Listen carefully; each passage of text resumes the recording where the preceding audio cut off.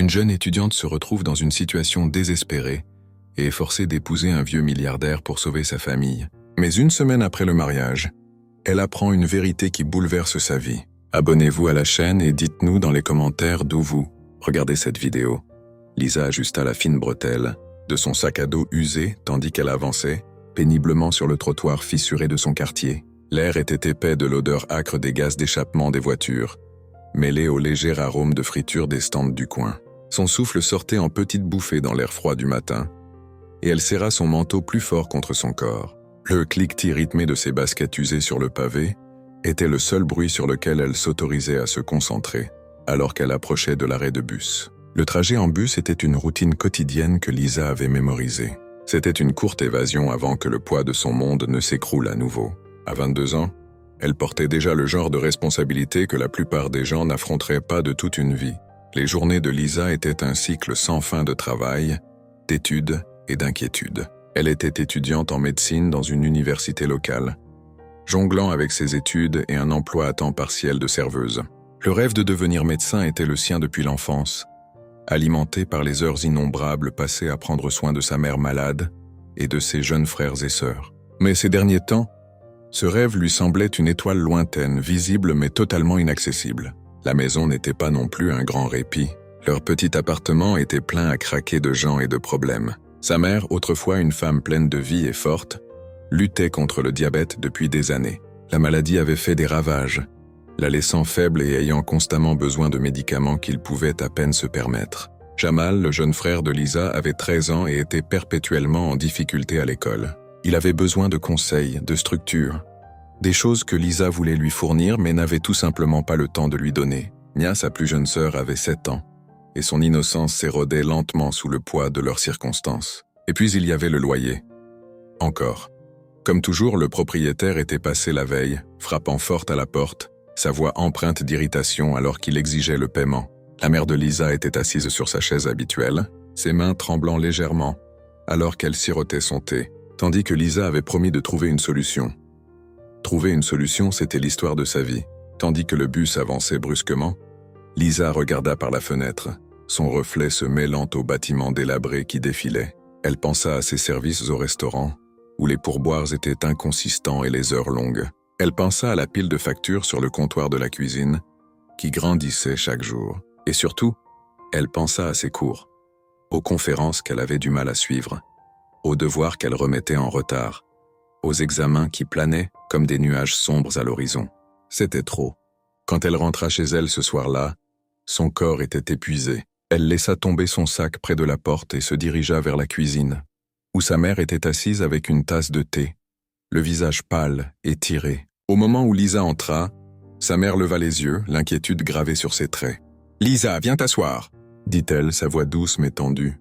« Nous devons parler. » L'estomac de Lisa se serra. Elle connaissait ce ton. C'était le ton que sa mère utilisait quand les nouvelles étaient particulièrement mauvaises. Obéissante, elle s'assit, croisant ses mains sur ses genoux. Sa mère hésita, jetant un coup d'œil vers le petit salon où Jamal et Nia regardèrent la télévision. Quand elle parla, ses mots étaient calmes mais lourds. « Nous ne pouvons pas continuer comme ça. Le propriétaire est revenu aujourd'hui. Il nous a donné 2 semaines, Lisa. Si nous n'avons pas l'argent d'ici là… » Sa voix s'éteignit, et elle n'eut pas besoin de finir la phrase. Lisa savait exactement ce qui se passerait. Il perdrait l'appartement. Il n'aurait nulle part où aller. Lisa sentit une boule monter dans sa gorge, mais elle l'avala. « Je vais prendre plus de services, » dit-elle rapidement. « Je vais trouver une solution. » Sa mère secoua la tête. « Tu en fais déjà trop. Tu ne peux pas continuer comme ça. » La conversation fut interrompue par un coup à la porte. Lisa fronça les sourcils, se levant pour y répondre. De l'autre côté se tenait son oncle Marvin, un homme costaud d'une 50aine d'années, à l'air bourru. Il était chauffeur de camion, sentant toujours légèrement l'huile moteur et le café. Lisa ne l'avait pas vu depuis des semaines, et son apparition soudaine la remplit de malaise. « Oncle Marvin » le salua-t-elle, s'écartant pour le laisser entrer. « Que fais-tu ici ?» Il ne répondit pas immédiatement, examinant plutôt l'appartement exigu d'un œil critique. Finalement, il se tourna vers elle, son expression indéchiffrable. « Je suis venu parler, » dit-il. « C'est important. » Ils s'assirent dans le salon, et Marvin se pencha en avant, ses coudes reposant sur ses genoux. « Je sais que les choses sont difficiles pour vous, » commença-t-il. J'ai réfléchi à comment je peux aider, et j'ai une proposition pour toi. Le cœur de Lisa se serra. Cela ne lui plaisait pas du tout. Il y a un homme pour qui je travaillais, continua Marvin. Riche, vraiment riche. Il vit dans cette grande vieille maison de l'autre côté de la ville. Il cherche une femme. Lisa cligna des yeux, stupéfaite par le silence. Une femme, répéta-t-elle, l'incrédulité colorant son ton. Marvin hocha la tête. Oui. C'est un vieil homme blanc, 65 ans, je crois. Il a une sorte de maladie, donc il ne lui reste pas beaucoup de temps, mais il est prêt à payer très cher pour que quelqu'un l'épouse. Lisa le fixa, son esprit s'emballant. Tu n'es pas sérieux? Je suis très sérieux, dit Marvin. Il ne veut pas de romance ou quoi que ce soit, juste un arrangement légal. Il prendra soin de toi, de ta mère, des enfants, de tout. Et quand il partira, tu auras l'héritage. Lisa n'arrivait pas à croire ce qu'elle entendait. L'idée était absurde, insultante même.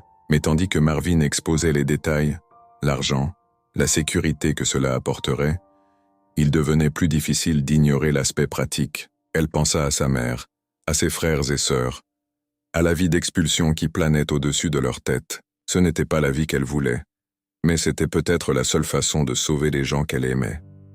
Quand Marvin partit enfin, Lisa resta assise en silence, la tête entre ses mains. Elle se sentait piégée, acculée par des circonstances hors de son contrôle. Elle avait toujours rêvé d'un avenir radieux, où elle pourrait se tenir debout par elle-même et rendre sa famille fière. Mais maintenant, ce rêve ressemblait à un luxe qu'elle ne pouvait plus se permettre. Au moment d'aller se coucher cette nuit-là, Lisa avait pris sa décision. Elle rencontrerait cet homme, cet étranger riche, et verrait par elle-même si elle pouvait supporter cet accord. Ce n'était pas ce qu'elle voulait, mais c'était peut-être ce dont elle avait besoin pour l'instant. Cela devrait suffire. Lisa se tenait devant les portes en fer forgées du manoir, ses doigts agrippant nerveusement la bretelle de son sac. L'imposante structure devant elle ressemblait à quelque chose sorti d'un film, un vaste domaine avec des pelouses manucurées, des fontaines en marbre et des chênes majestueux bordant l'allée. La grandeur pure de l'endroit la faisait se sentir petite, insignifiante, comme si elle n'avait pas sa place ici. Son oncle Marvin, qui l'avait conduite au manoir, lui fit un signe de tête rassurant avant de s'éloigner dans sa camionnette cabossée, la laissant seule. Les portes s'ouvrirent lentement, comme pour souligner le poids de ce qu'elle était sur le point de faire.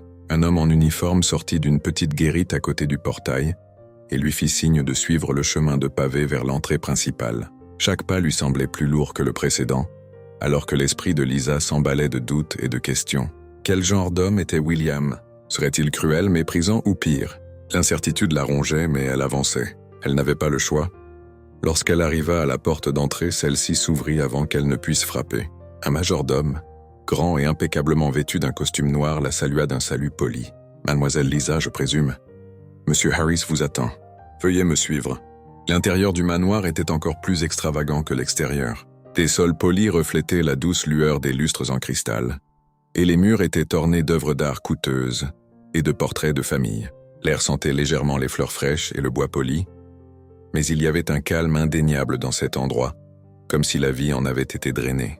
Lisa suivit le majordome dans un long couloir, ses yeux balayant l'opulence tout en gardant ses nerfs sous contrôle. Finalement, ils arrivèrent à une paire de portes doubles. Le majordome frappa 2 fois avant de les ouvrir, révélant un bureau spacieux baigné d'une chaude lumière dorée. Des bibliothèques recouvraient les murs, remplis de volumes reliés en cuir, et un grand bureau en acajou se tenait près d'une fenêtre donnant sur le jardin. Derrière le bureau était assis William Harris. Il n'était rien de ce que Lisa avait imaginé. William était grand et mince, sa posture rigide alors qu'il était adossé à sa chaise. Ses cheveux, un mélange d'argent et de blanc, étaient soigneusement peignés, et il portait un costume sur mesure qui semblait d'une élégance sans effort. Son visage était marqué par l'âge, mais ses yeux bleus perçants étaient vifs et observateurs, la scrutant avec une intensité qui donnait à Lisa l'impression qu'il pouvait voir à travers elle. « Mademoiselle Lisa ?» dit-il, sa voix grave et mesurée. « Veuillez vous asseoir. » Elle hésita un instant avant d'entrer dans la pièce et de s'asseoir sur la chaise en face de lui. Le regard de William resta fixé sur elle, son expression indéchiffrable. Les paumes de Lisa devinrent moites, tandis que le silence s'étirait entre eux. « Vous devez être nerveuse, » dit-il, brisant finalement la tension. « Je ne peux pas vous en vouloir. La situation est pour le moins non conventionnelle. » Lisa hocha la tête, ne sachant que dire. Sa voix se sentait coincée dans sa gorge, alors elle attendit simplement qu'il continue. « Je crois que votre oncle vous a expliqué l'arrangement », dit William croisant les mains sur le bureau. « Je veux être clair sur mes intentions. Je ne cherche pas un partenaire romantique et je ne suis pas intéressé par une relation physique d'aucune sorte. Ce dont j'ai besoin, c'est d'une épouse légale, quelqu'un qui puisse remplir les exigences de base du mariage sur le papier. En retour, je veillerai à ce que vous et votre famille soyez pris en charge. » Ces mots étaient calmes et professionnels, dénués d'émotion. Pourtant, il y avait une nuance d'autre chose. Du regret peut-être, ou de la lassitude. Lisa l'étudia attentivement, essayant de discerner ses véritables motivations. Malgré ses craintes initiales, il ne semblait pas menaçant ou prédateur. Au contraire, il semblait distant, comme s'il était déjà ailleurs dans son esprit. « Pourquoi moi ?» demanda finalement Lisa, sa voix plus ferme qu'elle ne l'avait espéré. William inclina légèrement la tête, comme s'il considérait la question. « Votre oncle a parlé en bien de votre caractère, dit-il. Vous êtes intelligente, travailleuse et altruiste, des qualités que j'admire. Et si je peux être franc, j'ai été attiré par l'idée d'aider quelqu'un qui en a vraiment besoin. » Lisa ne savait pas comment répondre. Elle n'était pas habituée à être décrite en termes aussi flatteurs, et elle ne pouvait se défaire du sentiment qu'il y avait plus à sa raison qu'il ne le laissait entendre. William se pencha en arrière dans sa chaise, son regard s'adoucissant légèrement. « Je ne vais pas prétendre que c'est une décision facile pour vous. Ce n'est pas non plus une décision facile pour moi. Mais le temps ne joue pas en ma faveur. Et j'ai découvert que les gens révèlent souvent leur véritable nature quand ils pensent n'avoir rien à perdre. Je vous donne une opportunité, oui, mais je prends aussi un risque. J'espère que nous pourrons aborder cet arrangement avec un respect mutuel. » Lisa sentit une boule monter dans sa gorge.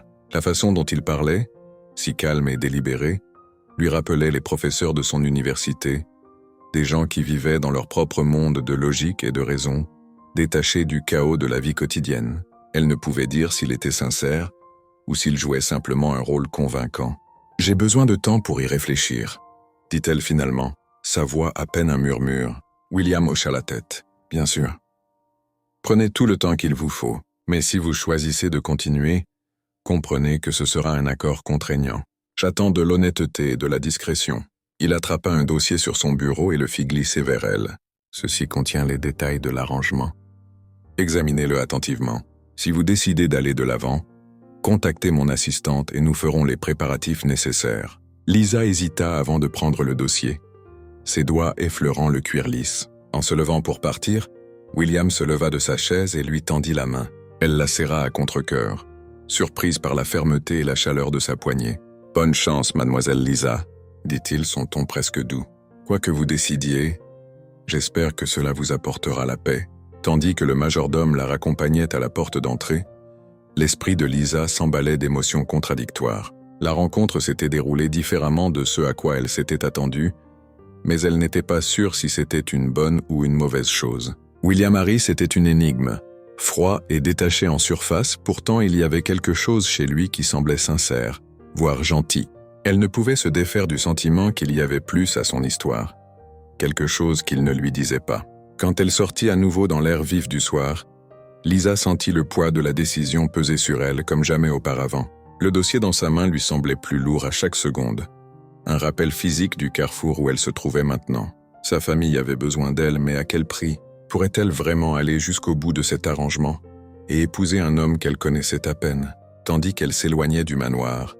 Son cœur et son esprit étaient engagés dans une bataille qu'elle n'était pas sûre de pouvoir gagner. Le jour où Lisa emménagea dans le manoir de William Harris, le ciel était couvert, assorti au nœud lourd d'inquiétude dans sa poitrine. Elle avait passé les dernières nuits éveillée, fixant le plafond de l'appartement exigu de sa famille, rejouant chaque moment de leur rencontre. Le poids de sa décision était suffocant, mais la vue du soulagement de sa mère et le son des rires de ses frères et sœurs, quand elle leur avait dit que tout irait bien, avaient solidifié son choix. Maintenant, se tenant à nouveau aux portes du domaine, Lisa se sentait plus étrangère dans son propre corps que jamais auparavant. Le SUV noir qui l'avait amené de son ancien quartier s'éloigna, la laissant seule avec une valise et une maison qui semblaient trop grandes, trop silencieuses et trop éloignées de la vie qu'elle connaissait. Le majordome, dont elle avait appris le nom, M. Collins, la salua avec le même salut poli qu'avant. « Mademoiselle Lisa, bienvenue. Votre chambre est prête? Dois-je vous montrer le chemin ?» Lisa hocha la tête, serrant fermement la poignée de sa valise. « Merci », dit-elle doucement, sa voix presque noyée par l'écho de ses propres pas sur le sol de marbre, alors qu'elle le suivait à l'intérieur. Le manoir était aussi impeccable et accablant qu'elle s'en souvenait. Les murs ornés d'art et de photographies encadrées semblaient raconter l'histoire d'une famille qui n'existait plus. Le silence était encore plus palpable maintenant qu'elle savait qu'elle allait vivre ici. M. Collins la mena à un grand escalier, dépassa un long couloir et finalement arriva à une chambre à l'extrémité. Il ouvrit la porte pour révéler une chambre spacieuse baignée d'une douce lumière naturelle. L'ameublement était élégant mais simple. Un grand lit avec des draps blancs impeccables, un bureau près de la fenêtre et une armoire qui rendait sa valise minuscule. « Ceci sera votre chambre », dit M. Collins posant une clé sur le bureau. « M. Harris préfère son intimité. Donc vos quartiers sont à l'opposé de la maison des siens. Si vous avez besoin de quoi que ce soit, n'hésitez pas à demander. » Lisa hocha de nouveau la tête, ne sachant que dire. Elle le remercia doucement alors qu'il partait, fermant la porte derrière lui avec un léger clic. Pendant un instant, elle resta simplement là, observant son environnement. La pièce était magnifique, bien plus belle que tout ce qu'elle avait jamais connu, mais elle ne se sentait pas sienne. Elle se sentait temporaire, comme si elle était une intruse dans le monde de quelqu'un d'autre. Posant sa valise près de l'armoire, Lisa se dirigea vers la fenêtre et tira les lourds rideaux. La vue donnait sur le jardin, avec ses haies bien taillées et une petite fontaine au centre. Elle pouvait voir un jardinier travailler au loin, ses mouvements méthodiques et précis. Tout dans cet endroit était ordonné, contrôlé.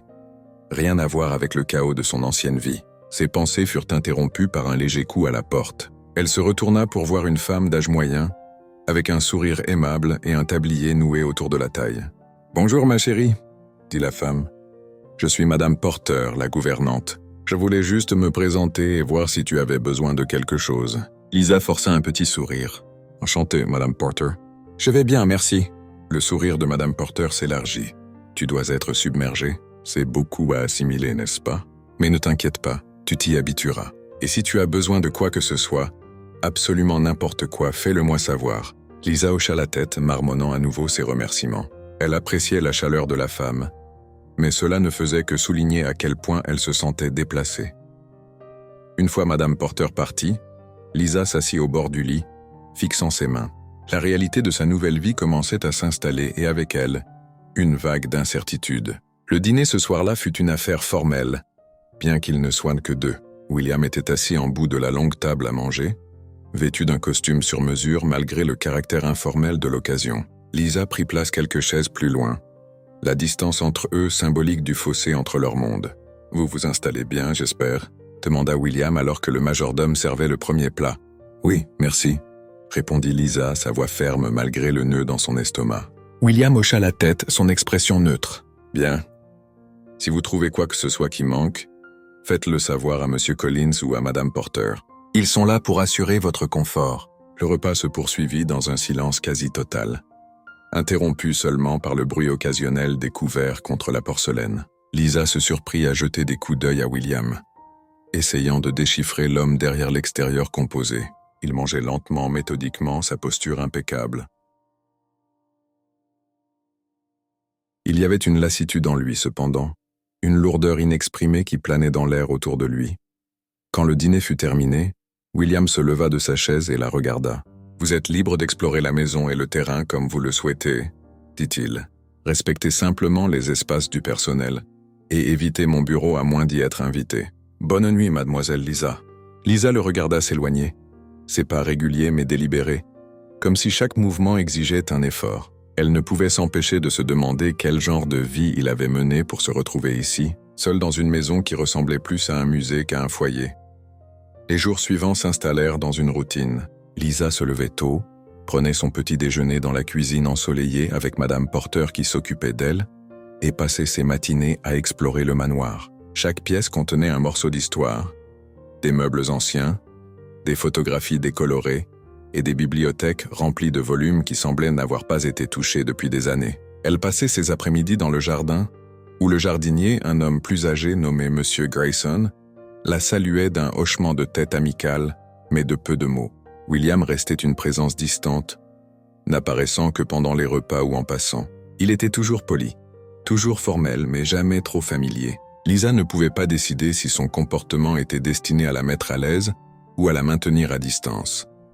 Un soir, alors qu'elle errait dans les couloirs, elle tomba sur un petit salon de musique. Un grand piano était au centre, sa surface polie brillant sous la douce lumière d'un lustre. Curieuse, Lisa s'en approcha, passant légèrement ses doigts sur les touches. Le son qui en émergea fut doux, presque hésitant, mais il remplit la pièce vide comme un murmure. « Vous jouez ?» La voix de William la fit sursauter, et elle se retourna pour le voir debout dans l'embrasure de la porte, les mains jointes derrière le dos. « Un peu », admit-elle, fermant le livre sur ses genoux. « Pas bien ?» Il entra dans la pièce, ses mouvements lents mais déterminés, et lui fit signe de s'asseoir. « Jouez quelque chose !» Lisa hésita, mais son regard était plein d'attente. Elle s'assit et commença à jouer une mélodie simple, ses doigts tâtonnant légèrement sur les touches. Quand elle eut fini, elle leva les yeux vers lui, ne sachant à quoi s'attendre. William hocha la tête. « Vous avez du talent. Avec de la pratique, vous pourriez être très bonne. » Lisa cligna des yeux, surprise par le compliment. C'était la première fois qu'il lui parlait avec quelque chose qui ressemblait à de la chaleur. À partir de ce moment, quelque chose changea entre eux. William restait réservé, mais il y avait de petites fissures dans son armure, des moments où il baissait sa garde juste assez pour que Lisa aperçoive l'homme en dessous. Et si le manoir lui semblait toujours étranger, Lisa commençait à trouver de petites zones de confort à l'intérieur de ses murs. Mais même en s'installant dans cette nouvelle vie, un sentiment lancinant persistait au fond de son esprit. La maladie de William, bien que jamais mentionnée, était impossible à ignorer. Ses moments de fatigue tranquille. La façon dont il grimaçait parfois quand il pensait que personne ne regardait. C'était comme s'il portait un secret trop lourd à partager, et Lisa ne pouvait se défaire du sentiment que cette vie, comme tout le reste, n'était que temporaire. Lisa se réveilla tôt le lendemain matin au léger bruit de la pluie contre la fenêtre. La lumière grise filtrant à travers les rideaux baignait la pièce d'une lueur sourde. Un accord parfait avec son humeur. Bien qu'elle ait commencé à s'adapter à la vie dans le manoir, le sentiment de déplacement persistait. Tout semblait emprunté. Sa chambre, le luxe, le rythme tranquille de ses journées. Ce n'était pas son monde, c'était celui de William. Après un petit déjeuner tranquille avec Madame Porter, Lisa se dirigea vers la bibliothèque. La vaste pièce avec ses étagères imposantes et ses fauteuils moelleux était rapidement devenue son endroit préféré. Elle aimait la façon dont la lumière du soleil filtrait à travers les hautes fenêtres, projetant des motifs sur le sol, et comment l'air sentait légèrement les vieux livres et le bois poli. Aujourd'hui, cependant, la pluie créait une ambiance différente, rendant l'espace confortable mais sombre. Elle choisit un livre au hasard et s'installa dans un des fauteuils. La maison était exceptionnellement calme, même pour cet endroit, et elle se laissa sombrer dans le silence, reconnaissante du répit de ses propres pensées tourbillonnantes. Profiter de la bibliothèque, je vois. Lisa faillit sursauter hors de sa chaise. Elle leva les yeux pour voir William debout dans l'embrasure de la porte, les mains jointes derrière le dos. Il portait un pull gris anthracite et un pantalon. Un changement par rapport à sa tenue formelle habituelle. Son expression était calme mais curieuse, comme s'il étudiait sa réaction. « C'est ma pièce préférée », admit-elle, fermant le livre sur ses genoux.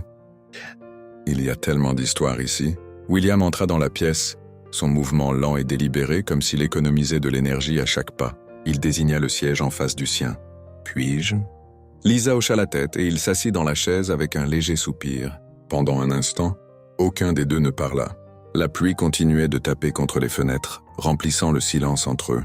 « Cette maison a une histoire », dit William affectueusement, son regard fixé sur un point lointain au-delà des bibliothèques.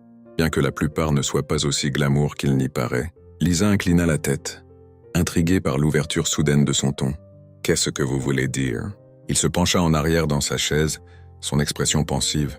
Quand les gens regardent un endroit comme celui-ci, ils voient la richesse, le succès, la stabilité. Ce qu'ils ne voient pas, ce sont les sacrifices, les erreurs et les regrets qui l'ont construite. Il fit une pause comme s'il pesait ses prochains mots. « J'ai vécu ici seul pendant la majeure partie d'une décennie. C'est une grande maison pour une seule personne. » Lisa hésita, incertaine de devoir poser la question qui lui brûlait les lèvres. Mais sa curiosité l'emporta. « Pourquoi seul ? Vous n'aviez pas de famille ?» Les lèvres de William se courbèrent en un léger sourire doux amer. « J'en avais une autrefois. Mes parents ont immigré dans ce pays avec rien d'autre que de l'espoir et une volonté de travailler dur. Ils ont construit une vie ici, brique par brique. J'ai hérité de leur dynamisme, mais pas de leur sagesse. J'ai couru après le succès au détriment de tout le reste. Mon mariage s'est effondré et je n'ai jamais eu d'enfant. Quand j'ai réalisé ce que j'avais perdu, il était trop tard. Lisa ressentit une pointe de sympathie. Elle avait passé tellement de temps à le considérer comme une figure distante et inconnaissable qu'elle n'avait pas considéré le poids qu'il portait. « Je suis désolée », dit-elle doucement. Il rencontra son regard, ses yeux plus doux qu'elle ne les avait jamais vus.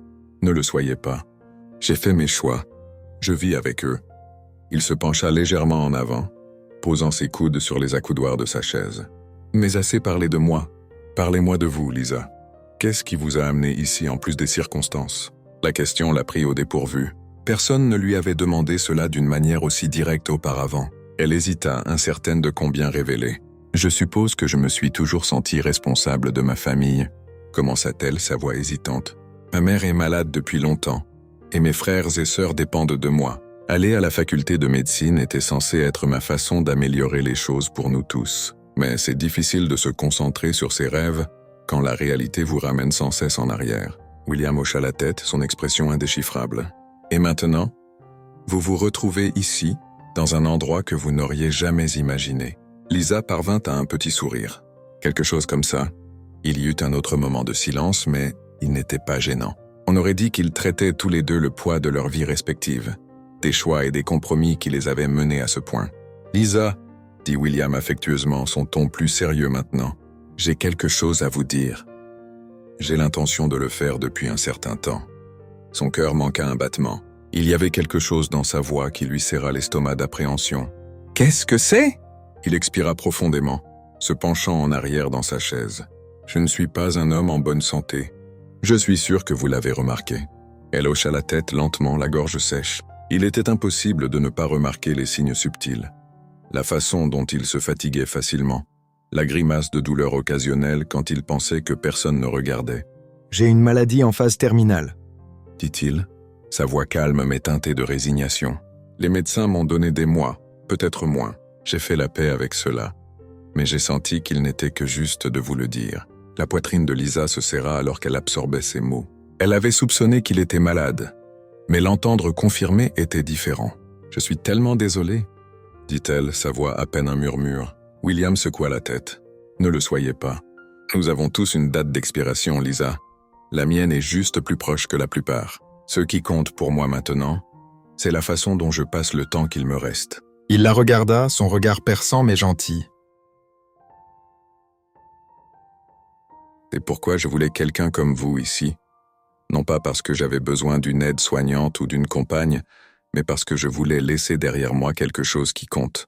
Vous aider, vous et votre famille.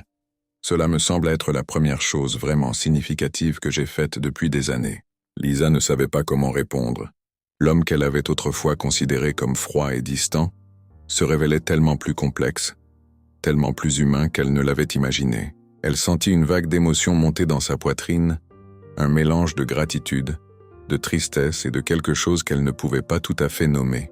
La pluie continuait de tomber alors qu'ils étaient assis là, le son étant un doux arrière-plan à la compréhension tranquille qui s'était formée entre eux. Pour la première fois, Lisa sentit un lien avec cette maison, avec cet homme qui lui avait semblé un étranger il n'y a pas si longtemps. Et pour la première fois, elle commença à voir le potentiel de quelque chose de plus profond, une opportunité d'apprendre, de grandir et de trouver un sens dans une situation à laquelle elle ne s'était jamais attendue. Les jours qui suivirent la révélation de William concernant sa maladie furent marqués par un changement, subtil mais profond dans l'atmosphère du manoir. Le poids de ces mots persistait dans l'esprit de Lisa, remodelant sa compréhension de lui et de la vie qu'il avait menée. Il n'était plus seulement un étranger riche avec un extérieur froid, il était un homme aux prises avec sa mortalité. Un homme qui avait commis des erreurs et cherchait maintenant la rédemption à sa manière tranquille. Lisa se retrouva attirée plus souvent par sa présence, bien que leurs interactions restent mesurées et polies. Il y avait quelque chose de rassurant dans son comportement calme, quelque chose de réconfortant dans la façon dont il se comportait, avec une dignité tranquille, malgré l'ombre de sa maladie. C'était comme s'il avait accepté son destin et était déterminé à l'affronter selon ses propres termes. Un matin, alors que le soleil perçait les nuages pour la première fois depuis des jours, Lisa se dirigea vers le jardin. Elle avait commencé à y passer plus de temps, trouvant du réconfort dans les haies bien taillées et le doux murmure de la fontaine. À sa surprise, elle trouva William assis sur un des bancs de pierre, un livre reposant sur ses genoux. Il leva les yeux à son approche, son expression s'adoucissant en un léger sourire. « Bonjour Lisa », dit-il, fermant le livre et le posant. « Vous êtes matinale. Je n'arrivais pas à dormir », avoua-t-elle, s'asseyant sur le banc à côté de lui. « J'ai beaucoup réfléchi à ce que vous avez dit l'autre jour. » William hocha la tête, son regard dérivant vers les roses en fleurs à proximité. « Je suppose que c'est beaucoup à assimiler. »« Ça l'est », dit Lisa, croisant les mains sur ses genoux. « Mais cela m'a aussi fait réfléchir à ma propre vie. À quel point j'ai fonctionné en pilote automatique, essayant juste de passer à travers chaque jour. » Il se tourna pour la regarder, ses yeux bleus vifs mais gentils. « Que feriez-vous si vous n'aviez pas à vous soucier de tout cela? Si le poids que vous portez est élevé ?» La question l'a pris au dépourvu. Elle ne s'était pas permis de penser aussi loin depuis des années. « Je ne sais pas, » dit-elle honnêtement. « J'étais tellement concentrée à prendre soin de tout le monde que je n'ai pas vraiment pensé à ce que je voulais. » William resta silencieux un instant, comme s'il pesait ses mots. Puis il parla, son ton réfléchi. « Vous me rappelez moi à votre âge, ambitieux, motivé, prêt à faire des sacrifices pour les gens que j'aimais, mais j'ai commis l'erreur de laisser ces sacrifices me définir. J'ai perdu de vue ce qui comptait vraiment. » Lisa le regarda, surprise par sa franchise. « Est-ce que vous le regrettez ?»« Chaque jour, » dit-il simplement. « Mais le regret, c'est une perte de temps. Cela ne change pas le passé et ne construit pas l'avenir. Ce qui compte, c'est ce que vous faites avec le temps qu'il vous reste. » Ces mots restèrent avec elle longtemps après la fin de leur conversation. Cet après-midi-là, Lisa se retrouva à errer dans les couloirs du manoir, son esprit s'emballant de pensées sur son propre avenir. Pendant si longtemps, sa vie avait tourné autour de la survie, travailler, étudier, s'en sortir. Mais maintenant, pour la première fois, elle commençait à imaginer ce que cela pourrait être de vraiment vivre. Plus tard ce soir-là, alors que Lisa retournait à sa chambre, elle remarqua une lumière allumée dans le salon de musique. Les douces notes d'une mélodie de piano flottaient dans le couloir, l'attirant plus près. Jetant un coup d'œil à l'intérieur, elle vit William assis au piano, ses doigts se déplaçant gracieusement sur les touches. Son visage était serein, un contraste frappant avec le poids qu'il portait habituellement. Elle hésita avant d'entrer dans la pièce, incertaine si elle s'immisçait. « Je ne savais pas que vous jouiez », dit-elle doucement. William leva les yeux, un soupçon de sourire sur ses lèvres. « Je n'ai pas souvent un public. » Lisa s'approcha, sa curiosité prenant le dessus. « Vous êtes vraiment doué. »« C'est quelque chose que j'ai appris quand j'étais enfant, » dit-il, sa main bougeant toujours sur les touches. Ma mère insistait. Elle disait que la musique avait une façon de parler à l'âme. Lisa s'assit sur une chaise voisine, captivée par la façon dont la musique semblait remplir la pièce. C'était une mélodie simple, mais elle portait une profondeur émotionnelle qui touchait quelque chose de profond en elle. « Voudriez-vous essayer ?» demanda William, brisant le sort. Elle secoua la tête, riant doucement. « Je suis loin de votre niveau. »« Absurdité » dit-il, se levant et lui faisant signe de prendre sa place. « La musique n'est pas une question de perfection, c'est une question d'expression. » À contre-cœur, Lisa se dirigea vers le piano et s'assit, ses doigts hésitant au-dessus des touches. William se tenait à côté d'elle, sa présence stable et rassurante. Elle commença à jouer un air simple, le même qu'elle avait pratiqué des années auparavant sur le vieux piano désaccordé de l'église de son enfance. Ses mouvements étaient maladroits au début, mais à mesure que les notes remplissèrent la pièce, elle commença à se détendre. « Vous voyez, » dit William, sa voix chaleureuse, « vous avez un toucher naturel. » Lisa leva les yeux vers lui, un sourire étirant les coins de ses lèvres. « Peut-être, mais j'ai encore beaucoup à apprendre. » Il ricana doucement. Nous tous. Dans les jours qui suivirent, le piano devint un pont entre eux. Lisa s'entraînait le soir, et William la rejoignait parfois, offrant de douces indications ou écoutant simplement. Leurs moments partagés au piano apportèrent un nouveau sentiment de connexion, une compréhension tranquille qui ne nécessitait pas de mots. Mais à mesure que leur lien grandissait, la conscience de Lisa de la fragilité de leur temps ensemble augmentait. La maladie de William était toujours là, une présence silencieuse en arrière-plan. Elle remarquait la façon dont il se fatiguait plus facilement, la façon dont ses mains tremblaient, parfois quand il pensait que personne ne regardait. Et pourtant, il ne se plaignait jamais, ne permettait jamais à son état d'éclipser les moments qu'ils partageaient. Un soir, alors qu'ils étaient assis ensemble dans le salon de musique, William se tourna vers elle avec une expression qu'elle ne pouvait pas tout à fait déchiffrer. « Lisa, il y a quelque chose que je veux faire. Quelque chose dont j'aimerais que vous fassiez partie. »« Qu'est-ce que c'est ?» demanda-t-elle, sa curiosité piquée. Il hésita, comme s'il pesait ses mots avec soin. « J'aimerais écrire une lettre. Une sorte de testament. Non seulement pour le domaine, mais pour les gens que j'ai connus, la vie que j'ai vécue. Je veux que cela signifie quelque chose. » Lisa hocha la tête, comprenant le poids de ce qu'il demandait. « Je serais honoré de vous aider. » Au cours des jours suivants, ils travaillèrent ensemble dans son bureau, élaborant la lettre qui deviendrait le cadeau final de William au monde. Il parlait ouvertement de ses regrets, de ses espoirs et des leçons qu'il avait apprises. Pour Lisa, l'expérience fut à la fois humble et transformatrice. Elle commença à voir sa propre vie à travers une lentille différente, inspirée par le courage et l'introspection de William. Au moment où ils terminèrent la lettre, Lisa ressentit un profond sentiment de gratitude, non seulement pour l'opportunité de connaître William, mais pour la façon dont il l'aidait tranquillement à se redécouvrir. Leur temps ensemble était limité, mais il s'avérait plus significatif qu'elle n'aurait jamais pu l'imaginer. Les matins étaient devenus plus calmes. La maison déjà sobre semblait porter le poids de vérités inexprimées. La présence de William, autrefois stable et posé, portait maintenant une fragilité que Lisa ne pouvait ignorer. Sa maladie progressait rapidement, bien qu'il ne le reconnaisse jamais ouvertement. Les signes subtils étaient là. Des pauses plus longues dans la conversation, des rides de fatigue plus profondes gravées sur son visage, et la façon dont ses mains tremblaient parfois lorsqu'il prenait un verre ou un livre. Ce fut lors d'un de ces matins que William invita Lisa à le rejoindre dans le jardin. Il était assis sur le même banc de pierre où ils avaient parlé auparavant, son teint pâle contrastant avec la verdure qui l'entourait. Lisa lui apporta une tasse de thé et s'installa sur le banc à côté, sentant qu'il avait quelque chose en tête. « Vous avez été gentille avec moi, Lisa », commença William, sa voix douce mais ferme. « Plus gentille que je ne le mérite peut-être. Et à cause de cela, je veux partager quelque chose avec vous. Quelque chose qui, j'espère, restera avec vous longtemps après mon départ. » La poitrine de Lisa se serra à ces mots. Bien qu'il parle rarement de sa mort imminente, la réalité était omniprésente. Elle hocha la tête en silence, lui laissant l'espace pour continuer. « J'ai passé une grande partie de ma vie à courir après des choses qui, au final, comptaient très peu, » dit-il, fixant la fontaine du jardin alors que l'eau scintillait au soleil. L'argent, le pouvoir, la reconnaissance, c'étaient des distractions, des illusions de succès. Il m'a fallu beaucoup trop de temps pour réaliser que ce qui compte vraiment ne peut pas être acheté. Il se tourna vers elle, ses yeux bleus clairs et sincères. « Vous êtes jeune, Lisa. Vous avez encore le temps de choisir différemment, de construire une vie qui n'est pas définie par ce que le monde exige de vous, mais par ce que votre âme désire.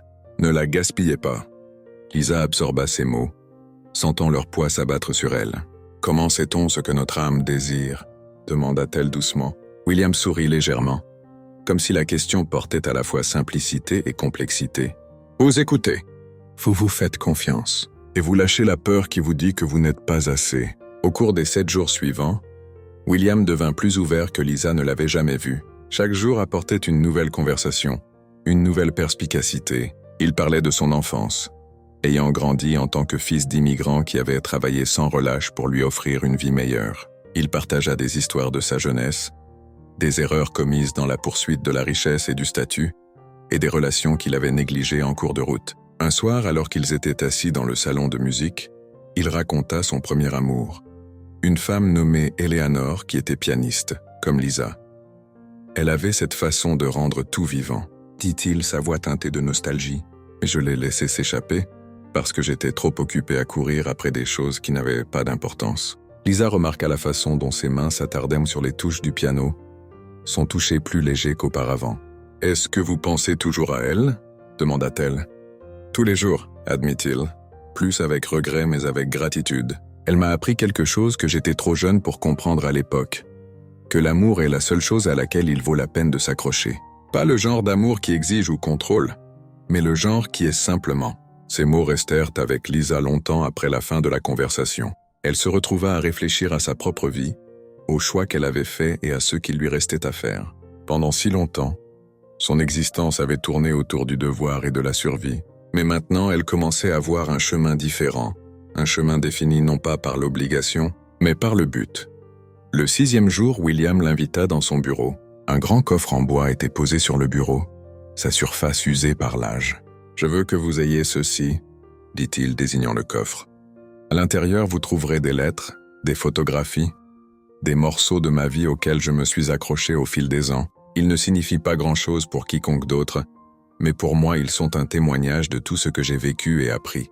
Peut-être qu'ils signifieront quelque chose pour vous aussi. » Lisa hésita, ses mains planant au-dessus du coffre. « Pourquoi me donnez-vous cela ?»« Parce que vous avez écouté, » dit William simplement, « et parce que je vois en vous le genre de courage que j'aurais aimé avoir à votre âge. » Elle ouvrit le coffre avec précaution, ses doigts effleurant les bords des photographies décolorées et des lettres manuscrites. Chaque objet ressemblait à une fenêtre sur le passé de William. Une vie remplie à la fois de triomphe et de regrets, de moments de joie et de douleur. Alors qu'elle feuilletait le contenu, elle ressentit un sentiment écrasant de connexion avec cet homme qui n'était autrefois qu'un étranger. Le 7e jour, William demanda à Lisa de le rejoindre à la bibliothèque. La pluie était revenue, baignant la pièce d'une douce lumière grise. Il était assis sur sa chaise habituelle, une couverture drapée sur ses jambes, et lui fit signe de prendre le siège en face de lui. « J'ai une dernière chose à vous demander, Lisa, » dit-il, sa voix plus calme que d'habitude. « Tout ce que vous voudrez, » dit-elle, le cœur lourd de savoir que leur temps ensemble touchait à sa fin. « Quand je serai parti, ne laissez pas cet endroit devenir un fardeau. Laissez-le être un tremplin, une fondation pour tout ce que vous choisissez de construire. Utilisez-le pour aider les autres, pour créer quelque chose de significatif.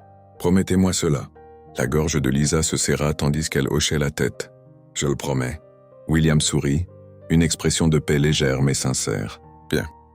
Alors je peux reposer en paix. » Ce soir-là, après le dîner, Lisa l'aida à se rendre dans sa chambre. Il marchait plus lentement que d'habitude.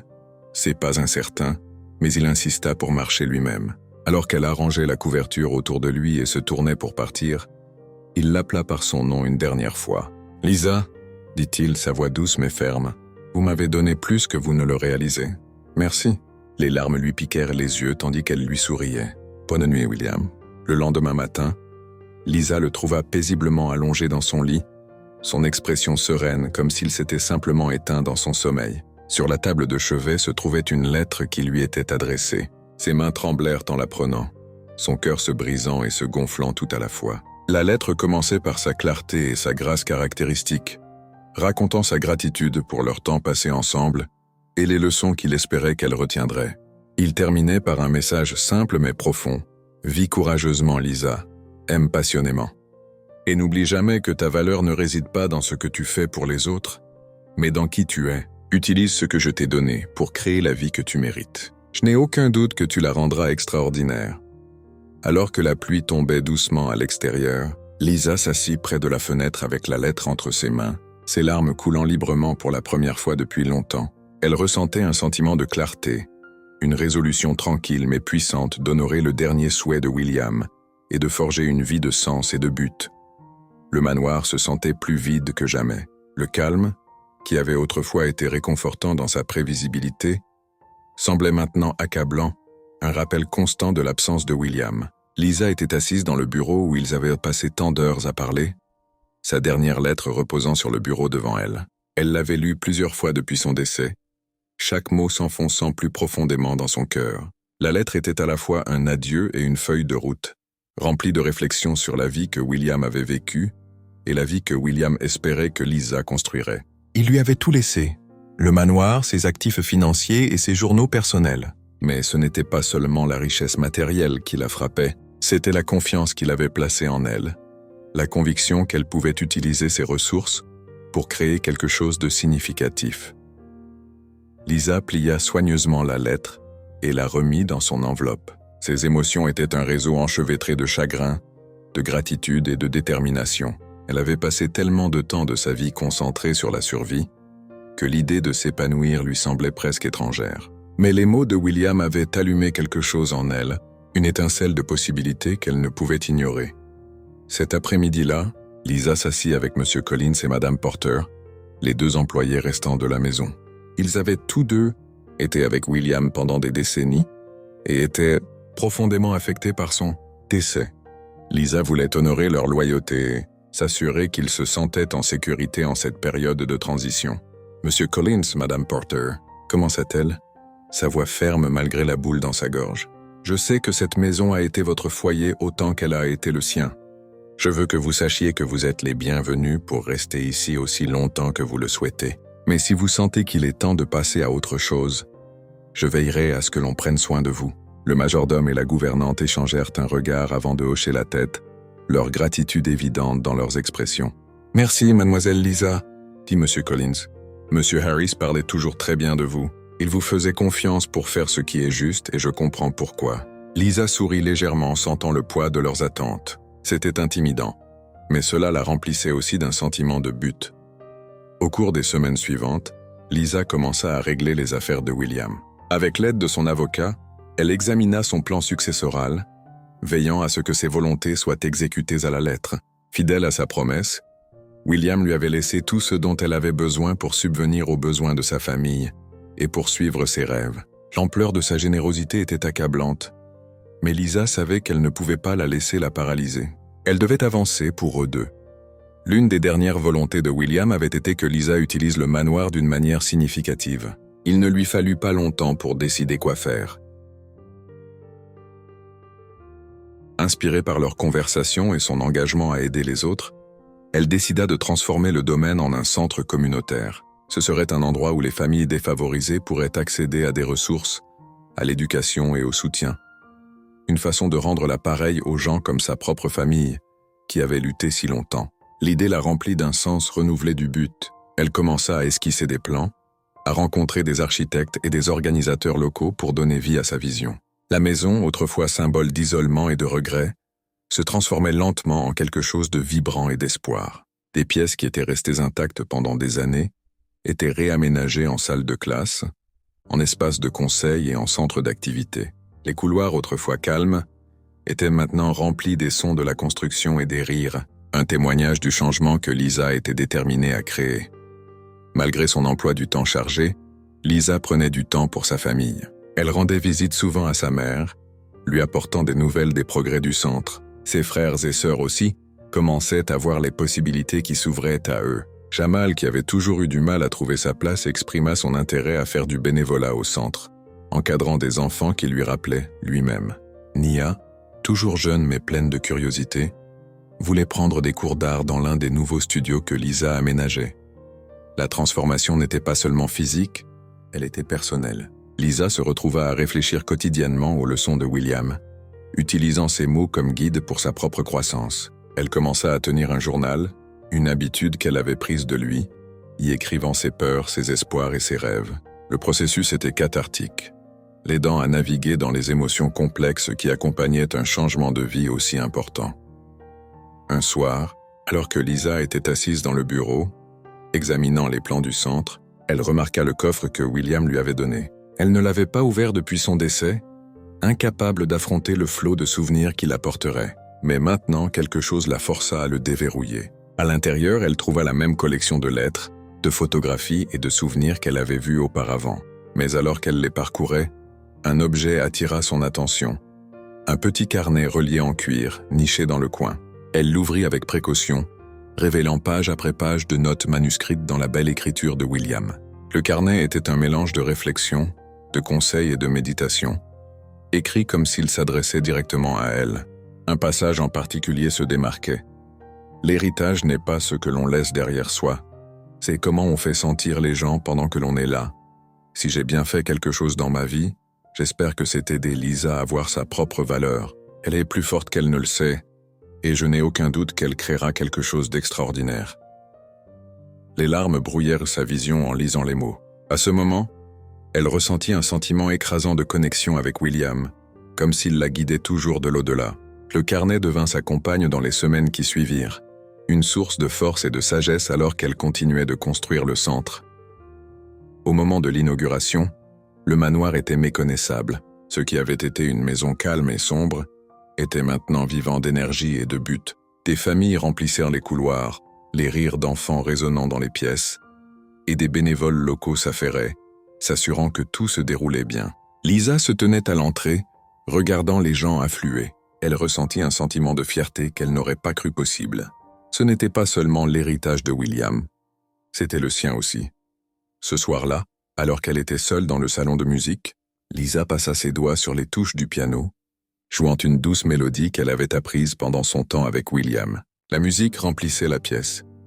Un rappel de l'homme qui avait changé sa vie de manière qu'elle n'aurait jamais pu imaginer. « Merci », murmura-t-elle, sa voix à peine audible au-dessus des notes. Pour tout, et pour la première fois depuis longtemps, Lisa se sentit vraiment en paix. La première lueur de l'aube se glissa à travers les hautes fenêtres du manoir transformé en centre communautaire, projetant une douce lueur dorée sur les murs fraîchement peints. Lisa était assise à son bureau, dans ce qui était autrefois le bureau de William, maintenant réaménagé comme son propre bureau.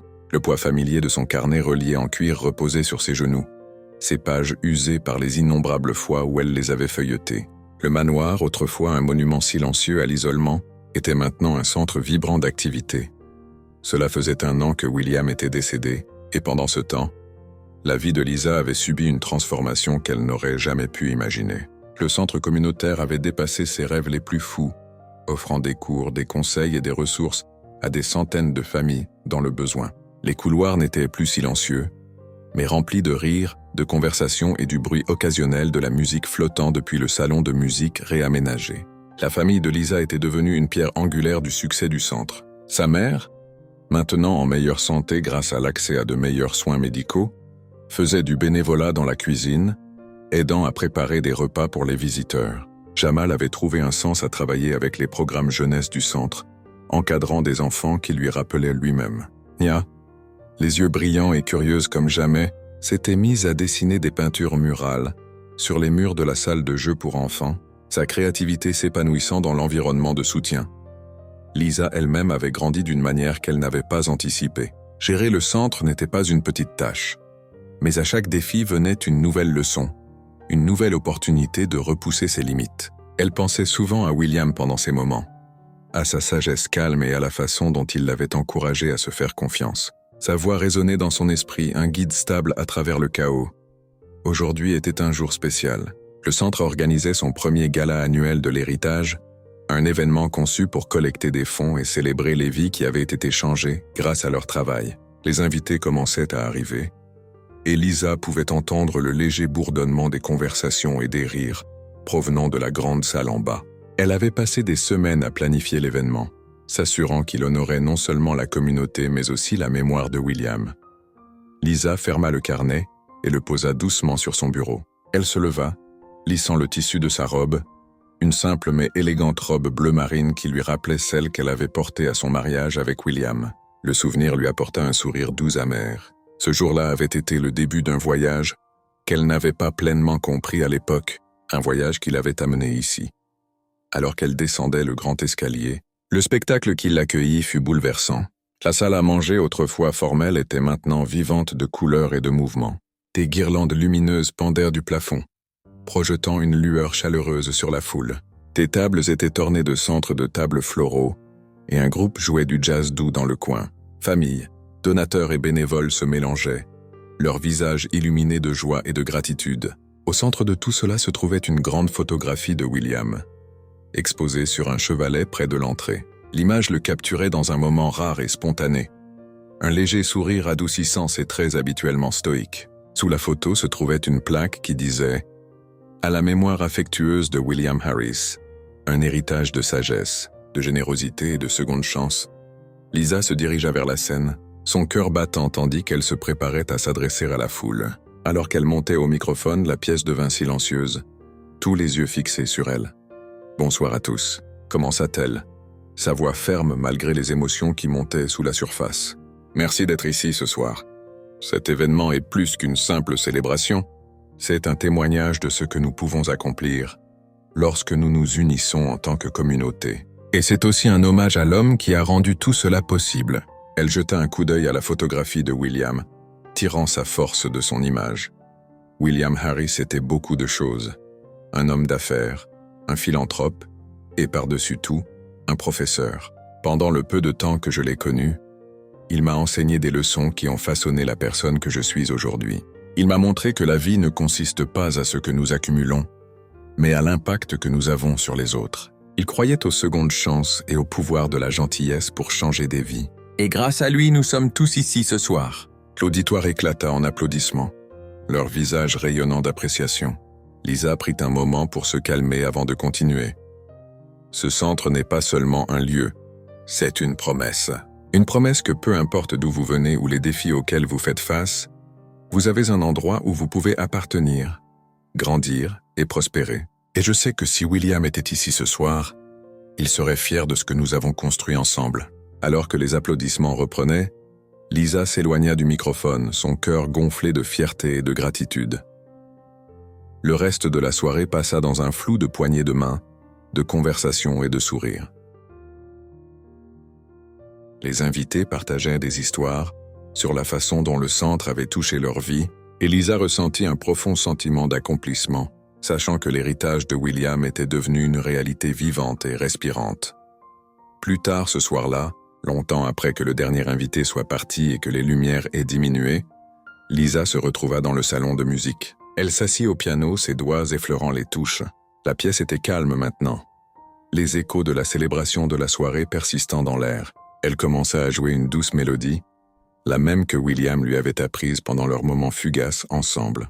Alors que les notes remplissèrent la pièce, elle ferma les yeux, se laissant emporter par la musique vers ses conversations, ses leçons et la force tranquille de l'homme qui avait changé sa vie.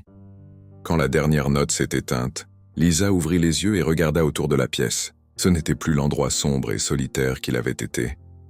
Il était rempli de souvenirs, d'espoir et de la promesse d'un avenir meilleur. Se levant, elle jeta un coup d'œil par la fenêtre où la première lumière de l'aube commençait à se glisser sur l'horizon.